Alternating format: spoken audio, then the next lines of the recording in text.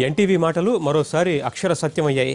సర్వేలో ముందుగా చెప్పినట్లుగానే గ్రేటర్ ఎన్నికల్లో కారు రైమంటూ దూసుకుపోయింది. మొత్తం 150 డివిజన్లకు గాను 102 స్థానాల్లో గులాబీ పార్టీ విజయదుందుభి మోగించింది. సెటిలర్ల డివిజన్లలోనూ గులాబీ జెండానే రెపరెపలాడింది. అధికార పార్టీకి దరిదాపుల్లో కూడా ప్రతిపక్షాలు లేవు. టీడీపీ 1, కాంగ్రెస్ 2, బీజేపీ 4 స్థానాల్లో గెలుపొందాయి. రీపోలింగ్ నిర్వహించిన పురాణాపూల్ కూడా ఎంఐఎం ఖాతాలో పడడంతో ఆ పార్టీ గెలుపొందిన స్థానాలు 41కి చేరింది. మొత్తం మీద సీమాంధ్రుల ప్రాబల్యం ఎక్కువగా ఉన్న ప్రాంతాల్లో కూడా కారు హవాయే నడిచింది. ఎంఐఎం మినహా కాంగ్రెస్, టీడీపీ, బీజేపీ సింగిల్ డిజిట్కే పరిమితమయ్యాయి. టీఆర్ఎస్ ప్రభంజనాన్ని అందరికంటే ముందే చెప్పింది ఎన్టీవీ.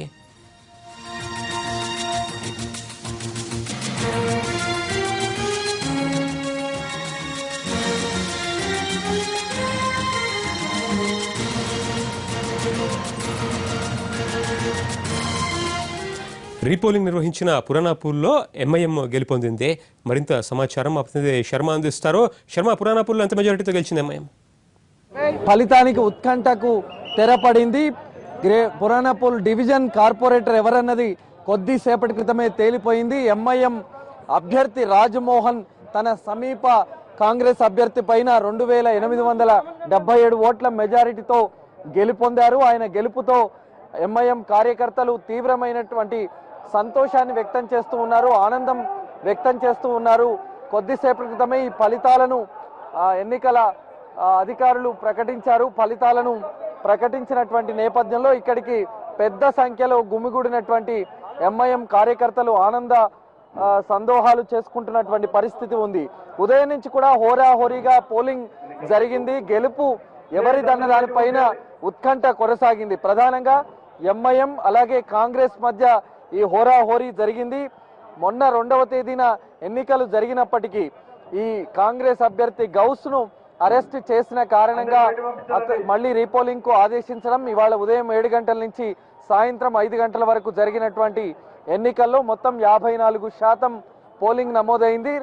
6 గంటల తర్వాత ఆ బాక్సులన్నింటినీ కూడా ఇక్కడికి తెచ్చి 8 గంటల 15 నిమిషాల ప్రాంతంలో వాటిని కౌంటింగ్ నిర్వహించారు.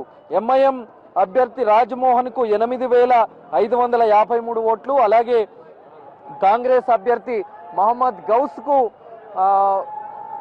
5676 ఓట్లు వచ్చాయి.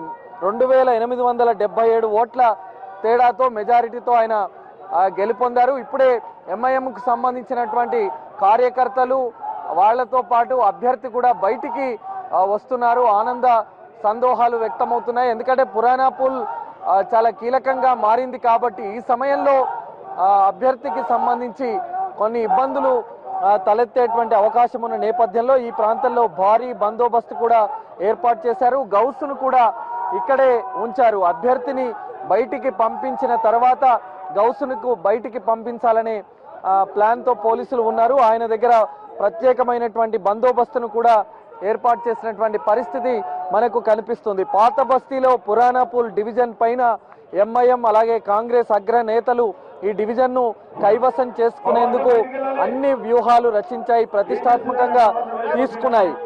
ఓటర్లను ఆకర్షించేందుకు మొదటి విడతలో కావచ్చు, ఇవాళ కావచ్చు అనేక రకాల ప్రయత్నాలు చేసినప్పటికీ చివరికి ఎంఐఎంఏ ఈ సీటును కైవసం చేసుకుంది. కాంగ్రెస్ శ్రేణుల్లో కొంత నిరుత్సాహం కనిపిస్తుంది. అభ్యర్థి కూడా అంత నిరుత్సాహంగానే కనిపిస్తున్నారు. ప్రస్తుతం సిటీ కాలేజ్ ప్రెమిసెస్ లోనే అతన్ని ఉంచారు. గౌస్ను బయటికి పంపిస్తే కొంత ఇబ్బందులు తలెత్తే అవకాశం ఉన్న దృష్ట్యా కొద్దిసేపటి తర్వాత ఆయన్ను బయటికి పంపించేటువంటి ప్రయత్నం కొనసాగుతుంది. మొత్తంగా సిటీ కాలేజీలో 3 అసెంబ్లీ నియోజకవర్గాలకు సంబంధించి 11 డివిజన్ల ఫలితాలు వెల్లడయ్యాయి. ఇందులో 8 ఎంఐఎం కైవసం చేసుకుంది, 2 బీజేపీ, 1 టీఆర్ఎస్ పార్టీ కైవసం చేసుకుంది. ఈ ఫలితాలకు సంబంధించి పూర్తయిన నేపథ్యంలో పోలీసులు కూడా విస్తృతమైనటువంటి బందోబస్తు ఏర్పాటు చేశారు. ఎందుకంటే పాత బస్తీలో ఈ 3 నియోజకవర్గాలకు సంబంధించిన 11 డివిజన్లన్నీ కూడా చాలా సున్నితమైనటువంటి డివిజన్లు కాబట్టి ఏ చిన్న అవాంఛనీయ సంఘటన జరిగినా అది శాంతి భద్రతలకు విఘాతం కలిగే అవకాశం ఉన్న దృష్ట్యా పోలీసులు కూడా భారీ బందోబస్తు ఏర్పాటు చేశారు. మొత్తంగా ఈ డివిజన్ల ఫలితాలు వెల్లడయ్యాయి. రాజకీయంగా కూడా చాలా అందరి దృష్టి కూడా ఈ డివిజన్ ప్రధానంగా పురాణాపూల్ డివిజన్ పైన కేంద్రీకరించారు. ఆ ఫలితం కూడా వెల్లడైనటువంటి పరిస్థితి. కాబట్టి పూర్తి స్థాయిలో ఫలితాలు వెల్లడయ్యాయి. అందరూ కూడా ఒక్కొక్కరు ఈ ప్రాంతం నుంచి బయటికి వెళ్తున్నటువంటి పరిస్థితి మనకు కనిపిస్తుంది. Vote studio. Thank you Sharma.